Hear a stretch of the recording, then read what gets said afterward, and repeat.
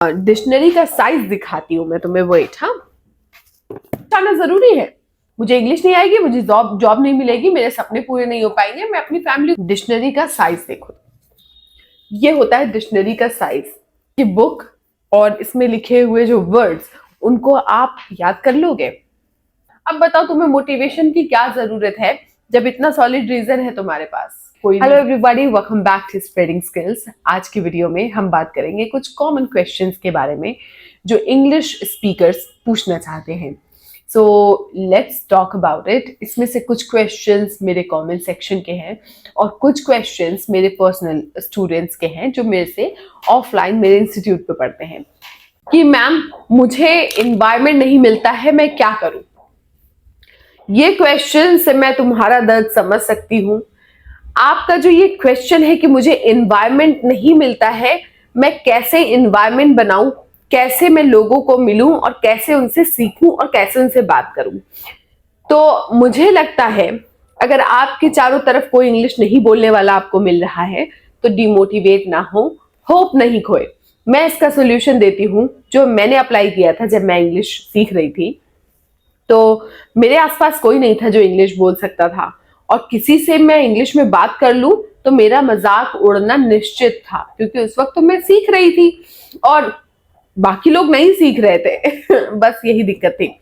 सो मैंने एक काम ये किया, मैंने छत पर अकेले कोने में बैठ करके खुद से बातें करना स्टार्ट की। मुझे एनवायरनमेंट नहीं मिल रहा था, तो एनवायरनमेंट के लिए मैं इंग्लिश में चीजें देखती थी, क्योंकि मैंने अपनी सराउंडिंग इंग्लिश में तो नहीं मिली मुझे, राइट, मेरी सराउंडिंग हिंदी में थी। तो अपनी सराउंडिंग को इंग्लिश में कैसे बना सकते हो। मुझे लगता है कि 80 to 70% टाइम हम आप सब लोग अपने फोन के साथ बिताते हो। तो मैंने सोचा इससे अच्छा आइडिया कोई नहीं होगा कि आप अपने फोन को ही आपकी सराउंडिंग बना लो। आप इंग्लिश में वीडियोस देखो, इंग्लिश की न्यूज पढ़िए, अपने पूरी सेटिंग इंग्लिश में कर दो। आप स्टार्ट कर दो, मत सोचो कि समझ में आएगा नहीं आएगा, मुझे समझना पड़ रहा है और इसके सिवा मेरे पास कोई ऑप्शन नहीं है, ऐसे ही चलना पड़ेगा आपको, ठीक है। सराउंडिंग मैंने अपनी वीडियोस देख देख करके, ब्लॉग्स, पॉडकास्ट, इंटरव्यूज देख देख करके बनाई, और एनवायरनमेंट नहीं मिलता था तो मैं खुद से उन्हीं चीजों को रिपीट करती थी।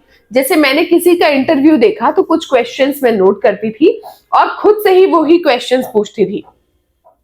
ओके, सो एक तरीका ये हो सकता है, और दूसरा तरीका ये है कि आप ग्रुप, टेलीग्राम ग्रुप्स में जाइए, यूट्यूब में कमेंट्स में जाइए और लोगों को फाइंड आउट करिए that I want to learn English with you. If there is anyone who is interested in practicing with me, they can contact and email me on this number. So never ever put your number, always put your Instagram ID or email ID so that they can contact you, because you never know who is going to read your comment and who's going to be contacting you. So ये आप कर सकते हैं अपना environment बनाने के लिए।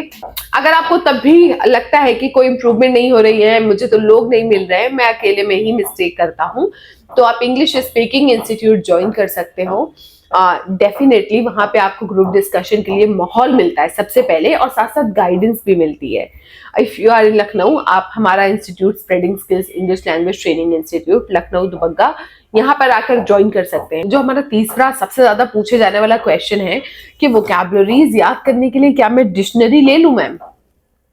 देखो भाई ये क्वेश्चन थोड़ा फनी भी लगता है मुझे। डिक्शनरी का साइज दिखाती हूं मैं तुम्हें। वेट, हाँ, डिक्शनरी का साइज देखो, ये होता है डिक्शनरी का साइज। अब मुझे तुम बताओ कि इस साइज की बुक और इसमें लिखे हुए जो वर्ड्स उनको आप याद कर लोगे।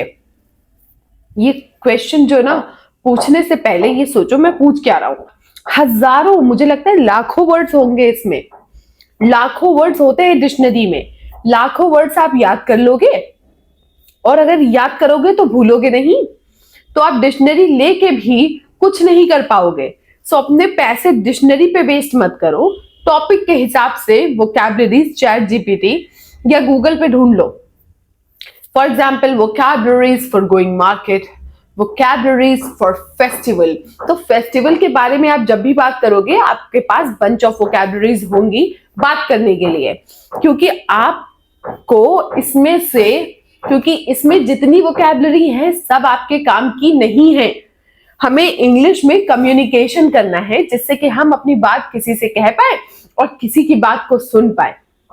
मकसद अगर इतना है कि आपको कहना, सुनना, कम्युनिकेशन, इंग्लिश बोलना सीखना है तो आप ये करो, ठीक है। एडवांस वोकैबुलरी सीखनी है तो आप एडवांस वोकैबुलरी सर्च कर लो। फ्रेंड, फॉर एग्जांपल फेस्टिवल से related advance vocabulary, advance phrase, ऐसे जब आप किसी टॉपिक से रिलेटेड वोकैबुलरीज लेते हो तो आपकी एक बार में एक टॉपिक से रिलेटेड पूरी वोकैबुलरीज खत्म हो जाती हैं।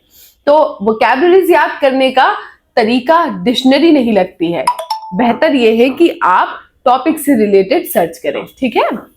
जो हमारा नेक्स्ट क्वेश्चन है कि वो अपने आप को हम मोटिवेट कैसे करें इंग्लिश बोलने। देखो, इंग्लिश सीखते समय बहुत सारे स्टूडेंट बहुत एक्साइटेड रहते हैं कि मैं अब इंग्लिश सीखूंगा, इंग्लिश बोलूंगा, अब मैं अपना इंटरव्यू क्रैक कर लूंगा। मगर सबसे ज्यादा कमी जो मुझे स्टूडेंट्स में दिखती है कि वो कुछ समय बाद भूल जाते हैं कि उनका इंग्लिश सीखने का मोटिव क्या था। मोटिवेशन नहीं होता है तो आप मान लीजिए आपको प्यास लगी है, आप तब पानी ढूंढोगे। अगर आपको ये लगे ही ना कि आपको प्यास लगी है तो आप पानी क्यों ढूंढोगे? मुझे बताइए, पानी नहीं ढूंढेंगे आप। इंग्लिश बिल्कुल उसी तरीके से है। अगर आपको जब तक के अंदर से खुद मन नहीं होगा, मोटिवेशन नहीं होगी, डेडिकेशन नहीं होगी, आपको सिखाना और सीखना दोनों ही बहुत मुश्किल है।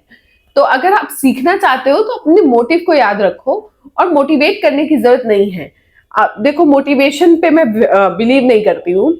मोटिवेशन पे बिलीव ना करने का रीजन है क्योंकि it goes after some time and when you remember your motive कि मुझे अपनी फैमिली को प्रोवाइड करना है, मुझे एक अच्छी जॉब पानी है मल्टीनेशनल कंपनी में, और उसके लिए मुझे इंग्लिश आना जरूरी है। मुझे इंग्लिश नहीं आएगी, मुझे जॉब नहीं मिलेगी, मेरे सपने पूरे नहीं हो पाएंगे, मैं अपनी फैमिली को वो लाइफ नहीं दे पाऊंगा। अब बताओ तुम्हें मोटिवेशन की क्या जरूरत है जब इतना सॉलिड रीजन है तुम्हारे पास? कोई रीजन है? जब इतना सॉलिड रीजन है आपके पास तो आपको मोटिवेशन की नीड नहीं होगी। अगर जब भी आपको मोटिवेशन की जरूरत पड़े तो रीजन ढूंढो कि मैंने ये काम करना क्यों स्टार्ट किया था, फिर अपने आप मोटिवेट हो जाओगे। क्योंकि अगर आप राह से इधर उधर भटकोगे तो फिर आपको एहसास हो जाएगा कि यार मुझे तो ये अचीव करना था, मैं ये कहाँ आ गया। सो अगर आपने देख लिया है, समझ लिया है, तो फिर अब मैं आपसे मिलूंगी मेरी नेक्स्ट वीडियो में। तब तक की टाटा बाय।